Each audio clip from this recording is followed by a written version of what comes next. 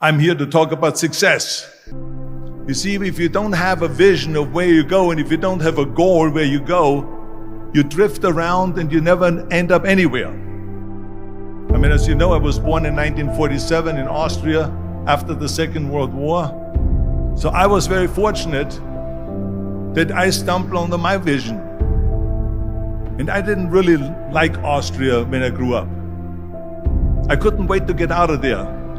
I couldn't see myself becoming a farmer or a worker in a factory or anything like that.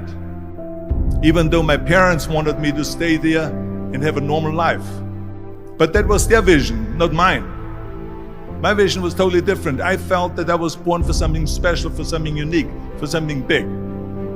Then one day I went to school. I remember I was 11 years old, and they showed a documentary about America. And there they showed in this documentary the huge skyscrapers, the high-rises, the huge bridges, the 6-lane freeways, and all of this stuff. And I said to myself, that's where I want to be. I don't want to be around here with these little farmhouses and these little buildings. I want to be in America. One day after school, I walked by a store in Graz. So I went inside and I looked around, and then I saw a magazine. I saw a bodybuilding magazine that had Reg Park on the cover. Reg Park was then a 3-time Mr. Universe. And I saw him on the big screen as Hercules. I read that and I said to myself, wow, this is the blueprint for my life. This is exactly what I want to do. I want to become a bodybuilding champion just like Reg Park. I want to get into movies just like Reg Park. And I want to make millions of dollars and be rich and famous just like Reg Park. Do you know how great it felt that I knew where I was going? Imagine the majority of people don't know where they're going. I knew where I was going, that I'm going to become this bodybuilding champion just like him. So it was just a question of how do you do it? I was so relieved, because when you have a goal, when you have a vision, everything becomes easy. So people always ask me, when they saw me in the gym in the pumping iron days, they say, why is it that you're working out so hard? 5 hours a day, 6 hours a day, and you have always a smile on your face.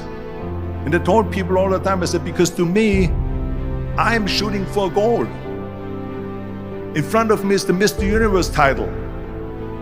So every rep that I do gets me closer to accomplishing that goal, to make this goal, this vision turn into reality. Every single set that I do, every repetition, every weight that I lift will get me a step closer to turn this goal into reality. So I couldn't wait to do another 500-pound squat. I couldn't wait to do another 500-pound bench press. I couldn't wait to do another 2,000 reps of sit-ups.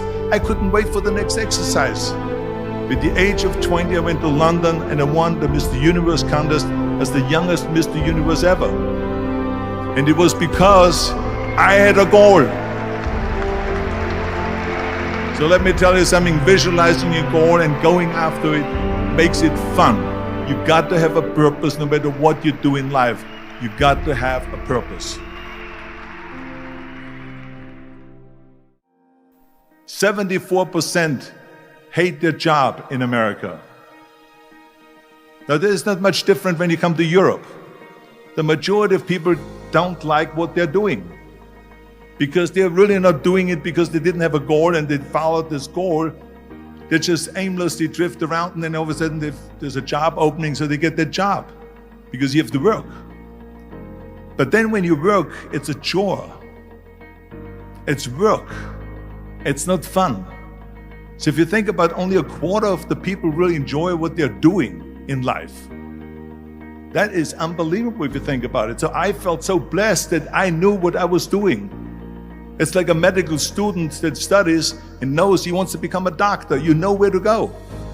And the same thing is also in politics. I remember that in politics, I had a very clear vision that I will be the leader of California. That's as far as I could go, because I was not born in America, so I could not run for president. So being the governor of the 5th largest state I should say the largest state, the fifth largest economy in the world, was for me really the ultimate title, the ultimate accomplishment in politics. So even though people came up to me and says, why don't you go and run for something smaller, you're never gonna make it. I ran for governor, and then 2 months later I became governor of the state of California. Again, because I had a very clear vision what I'm gonna do with California. So that's rule number one, have a vision. Rule number two is, don't listen to the naysayers. Don't listen to the naysayers.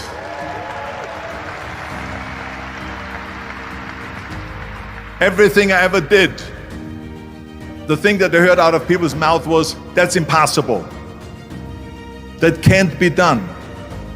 Or no.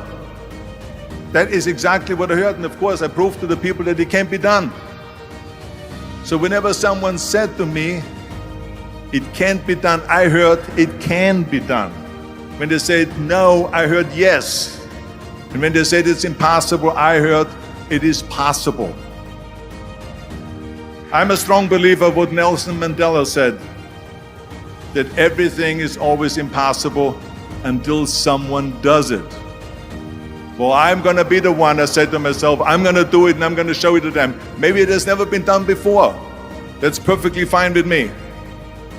But I'm gonna do it. And I did not listen to the naysayers. It's all about the hard work that you put in. I said to myself, in bodybuilding I worked out 5-6 hours a day. I'm gonna do the same thing now for acting. And of course I went to college to study English. I studied the accent removal, acting classes, and all of this stuff, all day long. I worked and I worked and I worked. And within a short period of time, I made one movie called Hercules in New York, which of course went right into the toilet. But it didn't discourage me. I still had the same vision. And then all of a sudden I did Streets of San Francisco. I did Stay Hungry and Pumping Iron and The Villain. And then all of a sudden I was asked by Dino De Laurentiis and by Universal Studio to star in Conan the Barbarian. And after I did Conan the Barbarian, the director at the press conference said to the press, the director was John Milius. He said to the press, if we wouldn't have had Arnold, we would have had to build one. So think about that. The very body that they said can never be sold because the time is wrong. A few years later, I'm doing Conan the Barbarian, and it was the #1 hit at the box office when it came out in the summer of '82. Think about that. And the director says, if we wouldn't have had his body, we would have had to build one. So all of a sudden, my body became an asset, not a liability. And the same thing was with Terminator. After we were finished filming Terminator, Jim Cameron said to the press, if Arnold wouldn't have had that accent and talked like a machine, I think the movie wouldn't have worked. So think about that. The body and the accent that they attacked was an asset. But I didn't listen to those losers. I didn't listen to them at all. It's just the reality of it is that you cannot listen to the naysayers. So this is a very important lesson for all of you. So when someone says, no, this is a stupid idea, you in your mind, you don't have to say it, but in your mind just say to yourself, you're an asshole. What do you know?